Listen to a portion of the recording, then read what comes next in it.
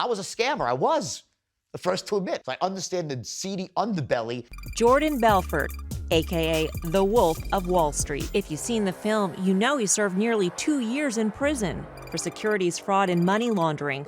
But he now says he's a changed man, and he's sounding the alarm. I always say most of my firm was legitimate, but there was a portion of my firm that wasn't, okay? And that portion was based on the manipulation of stocks. And I had it down to a science, and it's exactly what's happening with Bitcoin. Welcome to the siphoning.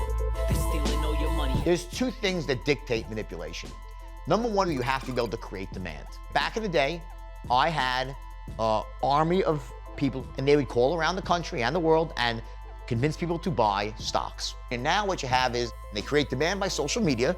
Now that's all fine and well, but the only way you can actually manipulate something is if you also control supply. In Bitcoin especially, very large percentage is owned by a small number of accounts. We don't even know how bad it really is. For the average person who's really, with a good heart, who walks in saying, I do it because I believe in it, in the long-term thing, just run.